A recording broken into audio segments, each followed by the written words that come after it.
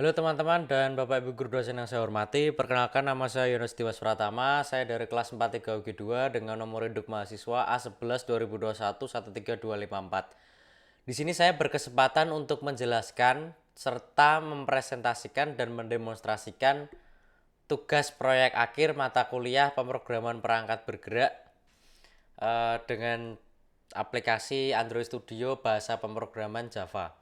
Oke, sebelumnya izinkan saya untuk memperlihatkan proposal saya. Di sini saya sudah menentukan nama aplikasi Personal Data Manager. Di deskripsi aplikasi, saya membuat ini aplikasi dengan tujuan untuk memudahkan user untuk mencatat data pribadinya, serta jika ada momen-momen yang penting, user dapat membuat catatan dalam aplikasi ini. Oke, di fitur aplikasi ini saya menyediakan CRUD ya teman-teman untuk membuat, membaca, mengupdate, serta menghapus data. Dan data nantinya akan disimpan di lokal dan server. Untuk lokal di sini saya tertulis di proposal MySQL, tapi saya berubah pikiran, akhirnya saya memutuskan untuk menggunakan Realm Database. Dan untuk penyimpanan server saya akan alokasikan ke Firebase. Nah, fiturnya kan tadi ada CRUD, lalu penyimpanan lokal. Saya juga menambahkan fitur nantinya saya akan menambahkan fitur login, fitur logout, fitur register, dan fitur apa namanya, reset email ya teman-teman.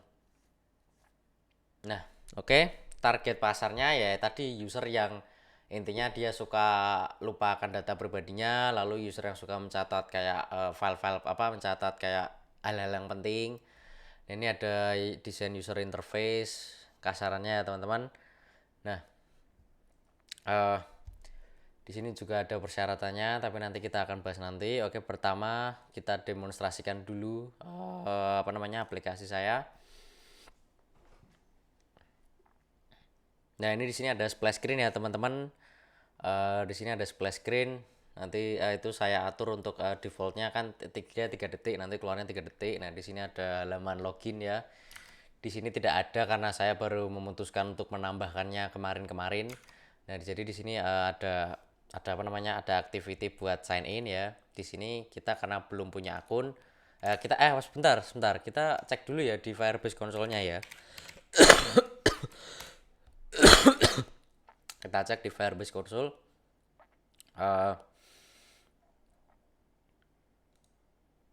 Eh sebentar lah, ini nih, kita masuk ke Firebase Console, kita masuk ke Personal Data Manager. Lalu di sini authentication-nya ya, di sini belum ada user, berarti kita register dulu ya teman-teman. Di sini masuk ke activity register ya.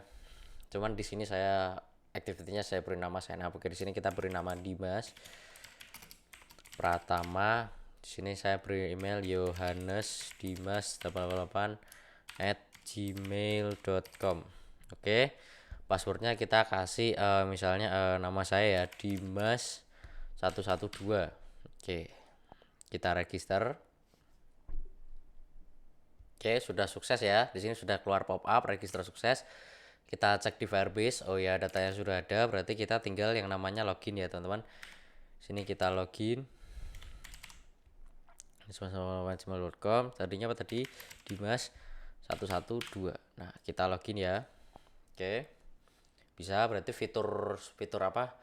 Fitur sign up dan sign in sudah sukses. Di sini tadi saya tes tes apa? Ini saya hapus dulu. Nah, oke.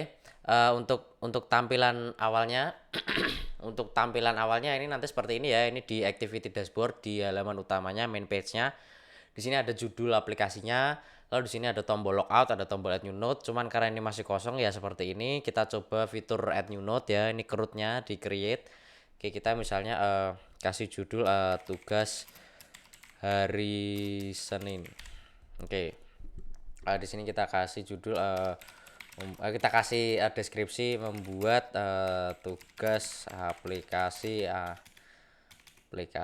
Android Studio dengan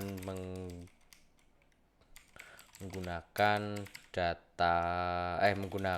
bahasa Java. Nah, titik. Oke.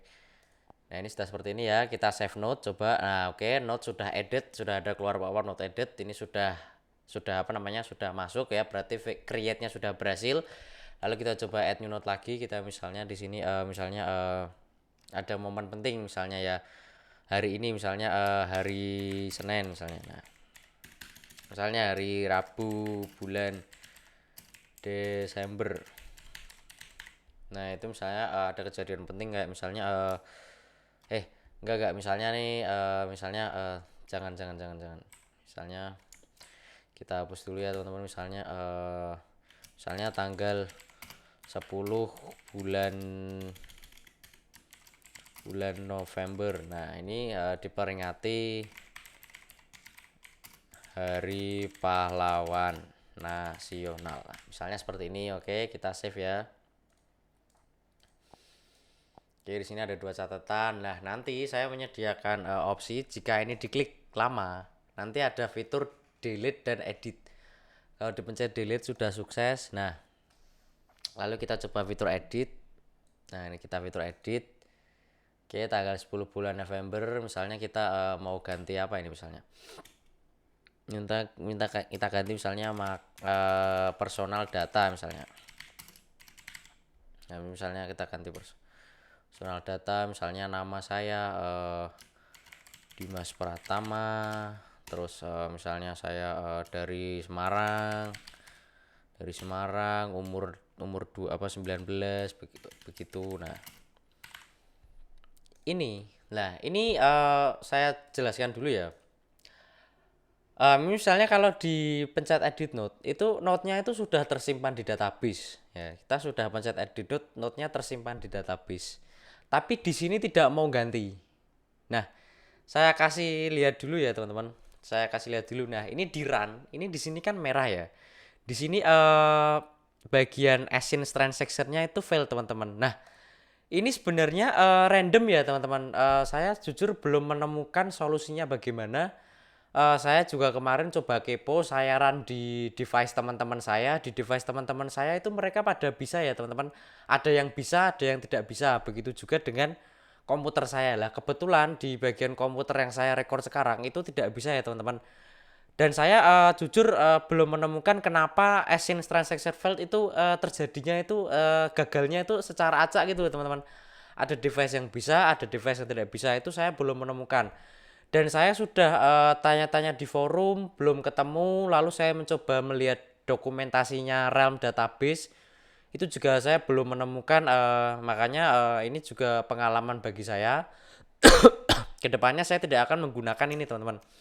Saya tidak akan menggunakan Realm Database lagi karena dokumentasinya yang sedikit ya. Jadi ada bug seperti ini, saya masih belum ketemu solusinya bagaimana. Oke, lanjut saja, tapi ini aman. Jika misalnya kalian ingin mencoba apakah edit ini bisa atau tidak, nanti saya sediakan link downloadnya di deskripsi ya teman-teman. Kalian bisa coba sendiri. Yang pasti ini fitur editnya itu bisa, tapi terjadinya acak. Ada device yang bisa, ada yang tidak. Oke, sukses, lanjut. Nah, di sini kita akan mencoba fitur logout ya teman-teman. Kita klik logout, maka nanti dia akan keluar balik ke halaman ini. Nah, misalnya nih kita masukkan email yang sama seperti tadi, tapi kita lupa passwordnya. Saya sudah mempersiapkan itu, saya sudah menyiapkan fitur yang namanya reset password ya teman-teman. Ini kita klik saja reset password dan nanti akan masuk ke halaman ini. Kita tinggal masukkan email kita. Oke, lalu kita klik send email. Nah, nanti klik send email, nanti sudah ada keluar pop-up di sini, email sudah terkirim, email sended. Lalu kita cek di email ya teman-teman. Kita cek di email. Nah, ini kalian lihat di sini tidak ada ya, karena tidak masuk di sini teman-teman. Masuknya itu di folder spam. Nah, masuknya di folder spam ini. Nah, ini kita klik ya, ini baru terkirim tadi. Ini kita klik di sini untuk reset passwordnya. Ini tadi kita ganti misalnya saya Dimas. Nah, tadi kan sandinya kan Dimas 112. Sekarang kita ganti password baru, misalnya saya Dimas. Oke, passwordnya sudah terganti. Kita kembali ke halaman tadi. Nah, oke, kita masukkan email tadi Yohanes Nah, aduh salah lagi, maaf. Yohanes Dimas 888@gmail.com. Ini kita ganti tadi apa tadi? Saya Dimas. Nah, apakah bisa? Nah, login sudah sukses ya teman-teman. Datanya tadi juga masih ada. Intinya sudah sukses, aplikasinya sudah beres. Kalau dilihat-lihat juga sudah memenuhi apa? Ini kita bahas nanti dulu aja. Oke, kita step selanjutnya saya akan menjelaskan codingan saya ya teman-teman. Dimulai dari sini. Oh iya, saya jelaskan dulu.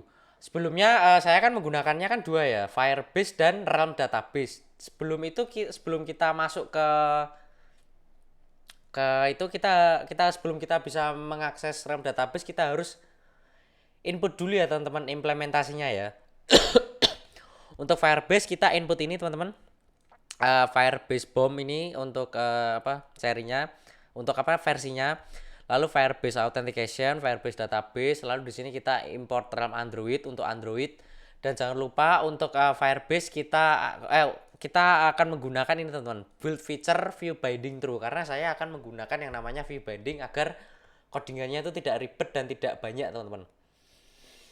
Oke, lalu untuk Realm database kita harus import kita harus masukkan build script, lalu build scriptnya kita mengimpor repository dari Google Maven Central di center. Lalu untuk dependensi saya tambahkan classpath IO Realm Grader pluginnya yang versi 10.8.0. Oke, itu awal-awal ya. Nah, di sini kan saya kan sudah bikin banyak ya teman-teman. Kita bahas dulu dari sign in. Mana sign in? Nah ini kita ganti Pixel 4 Pro. Nah di sini ada edit text ya, seperti tadi ini ada edit text untuk input text, terus ini untuk input password. Ini tombol-tombol lain. Ini harus diberi ID supaya bisa dipanggil nantinya. Nah jika kita ngeran awal itu kan nanti pasti keluarnya ini ya teman-teman. Ini kan sebenarnya kan main activity-nya, cuman saya ganti namanya menjadi activity dashboard. Kalau di run awal mesti nanti keluarnya ini, makanya kita harus ke ke sini, ke Android manifest. Kita atur dulu mana yang akan launch pertama keluar. Nah ini kita harus urutkan dulu ya, urutkan dulu. Ini pertama nanti, jadi kalau keluar nanti dia sign in. Nah habis sign in nanti dia akan menampilkan ini teman-teman, dia akan menampilkan splash activity ya, yang tadi ungu-ungu tadi itu loh. Nah ini splash activity-nya.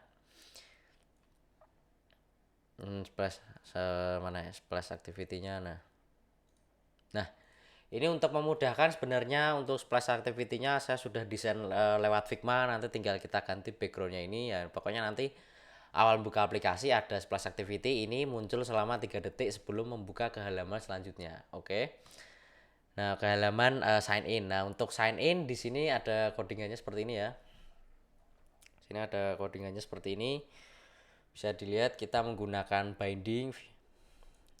Bindingnya nanti kita binding ke email, binding ke password seperti itu. Jika ini bisa mana ini? Nah, pokoknya jika bisa nanti dia akan keluar pop up tulisan login sukses ya. Setelah data-datanya berhasil nanti dia akan ngecek ke Firebase apakah sama, apakah sudah cocok. Nanti jika sudah cocok keluar pop up login sukses, lalu dia akan masuk ke halaman dashboard tadi. Oke, ini menggunakan Firebase Authentication. Terus saya bahas dulu urut ya. Nah di fitur mana tadi? Nah ini sign up. Nah ini tadi sign up mana tadi? Ini dia. Nah ini dia sign up ya. Seperti ini sama seperti tadi. Ini ada pokoknya kalau diklik akan menjalankan fungsi register. Lalu ini codingannya untuk sign up. Nah seperti ini codingannya. Ini lebih panjang daripada sign in ya, karena dia harus memasukkan dia harus binding dulu lalu dia nanti otomatis memasukkan datanya ke Firebase. Oke seperti itu lah. Ini kalau dia diklik sudah sukses, data sudah berhasil dimasukkan, maka akan keluar pop up register sukses. Kalau gagal ya dia pop up register failed. Ini fungsinya ya.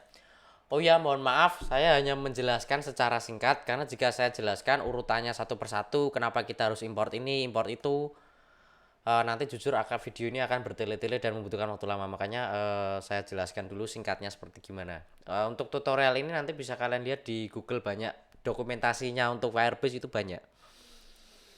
Oke.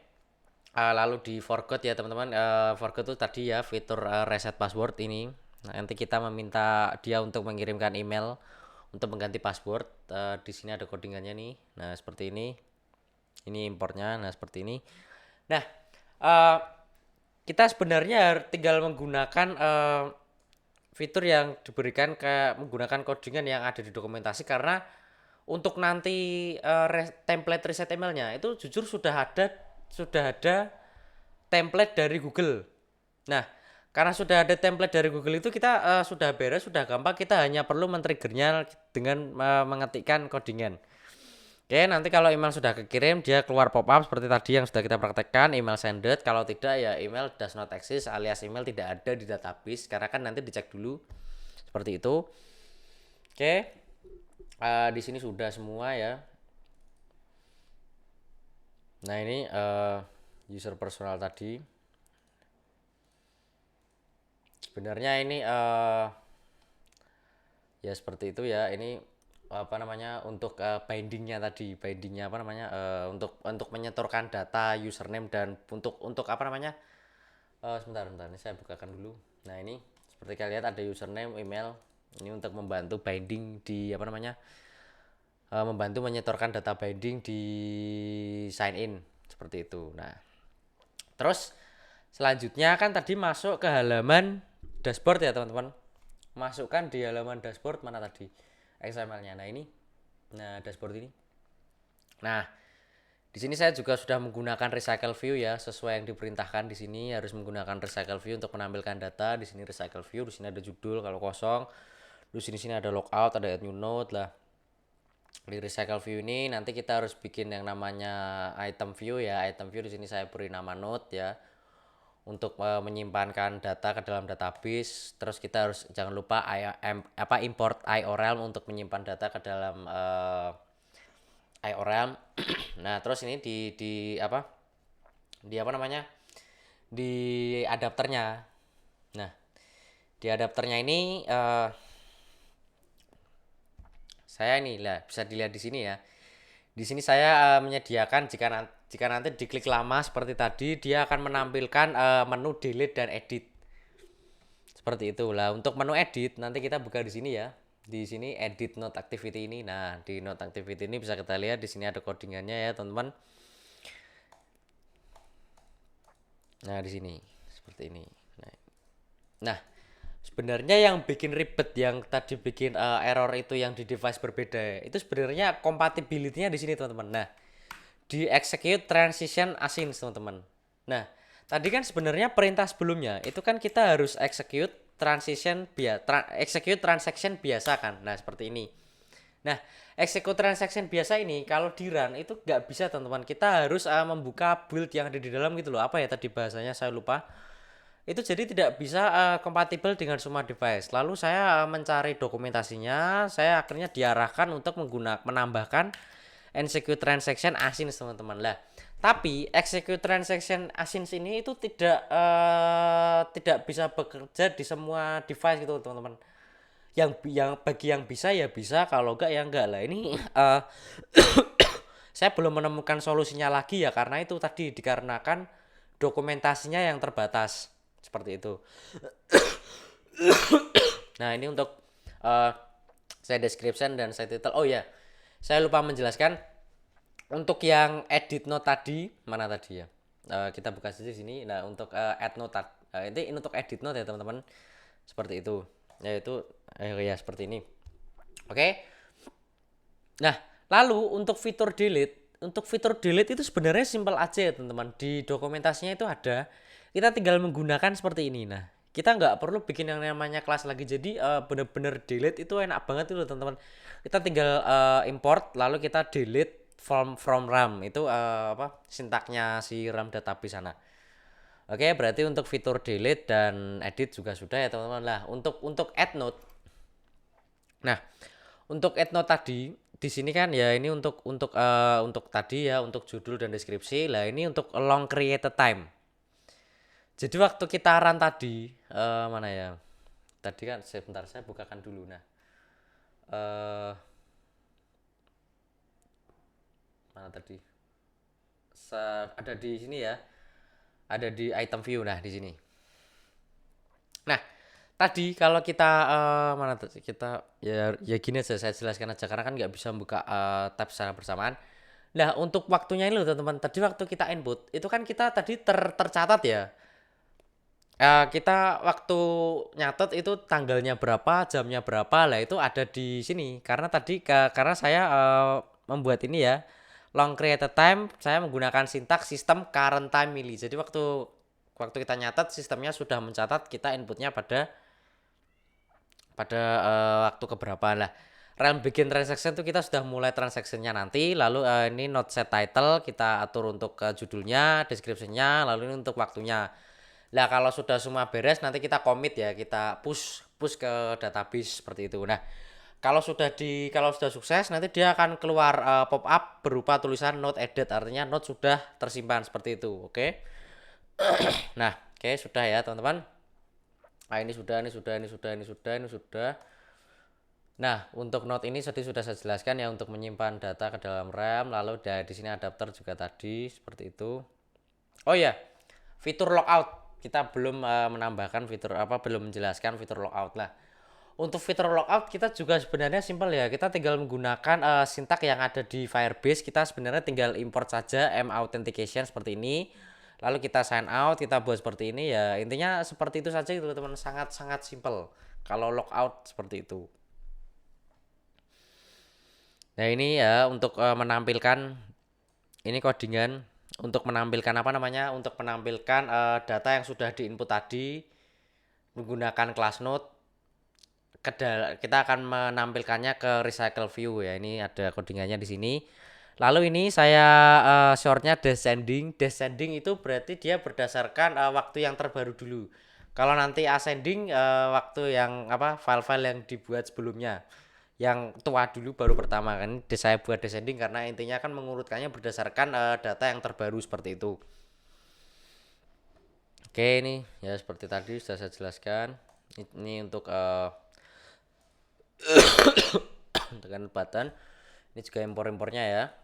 Ini dicampur ya teman-teman, ada import dari Firebase, ada import juga yang dari Realm database seperti itu. Oke, ini sepertinya ini juga ada add node ya, sama ya teman-teman.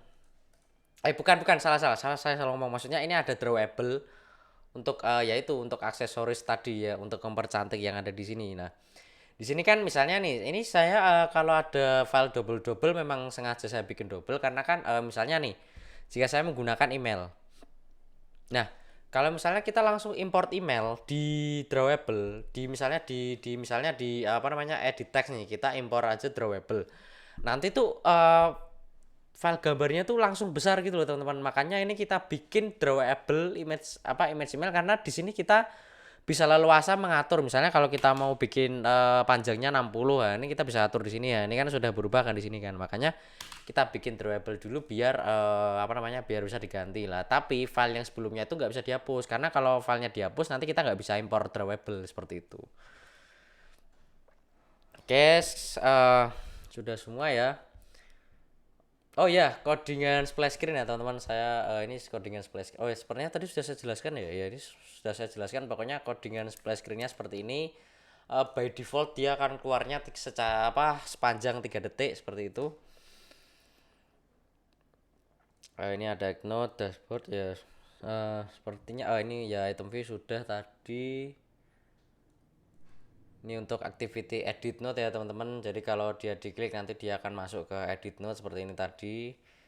Ini kita ganti pixel 4 saja biar tampilannya bagus karena ya ini kelemahannya menggunakan linear layout itu seperti ini. Kita harus apa namanya? Menggunakan device yang ukurannya sama gitu teman ya. Ini kelemahannya menggunakan linear layout, tapi saya menggunakan linear layout karena saya mengejarnya cepat selesainya seperti itu. Oke, ini untuk edit note ya. Itu tadi untuk add note seperti ini. Nah, add note seperti ini. Oh ya, ini saya bikin no action bar ya teman-teman, biar kita bisa biar nanti kayak ada apa namanya, kayak ada bar yang ada di sini kita buang karena kita tidak memerlukan yang namanya no action bar, supaya kita bisa memanfaatkan ruang yang lebih luas seperti itu. Oke, saya rasa apa namanya, sudah saya jelaskan semua ya teman-teman. Tadi seperti yang bisa kita lihat dari sini, kita sudah memiliki lebih dari 3 activity. Terus tadi untuk menggunakan recycle view kita juga sudah menampilkan data menggunakan recycle view. Terus minimal salah satu activity-nya juga tadi ya, untuk menambah atau mengubah data sudah saya tambah semua CRUD. Cuman spesial untuk edit itu hanya bekerja di beberapa device yang cocok, yang kompatibel. Dan mohon maaf karena saya sampai sekarang jujur belum menemukan solusinya bagaimana untuk semua device biar bisa kompatibel. Tapi tidak apa-apa, yang penting fiturnya kan yang penting sudah jalan, sudah work. Oke, ini meminta untuk penyimpanan lokal dan server. Penyimpanan lokal ya tadi saya menggunakan realm database untuk node-nya. Lalu penyimpanan server menggunakan Firebase, itu ya itu tadi untuk register, untuk login dan register seperti itu. Baik, sekian dari saya. Jika ada kekurangan dan kesalahan mohon dimaafkan. Dan saya mengucapkan terima kasih sudah melihat sampai akhir. Terima kasih banyak teman-teman. Sampai jumpa di video selanjutnya. Tuhan memberkati.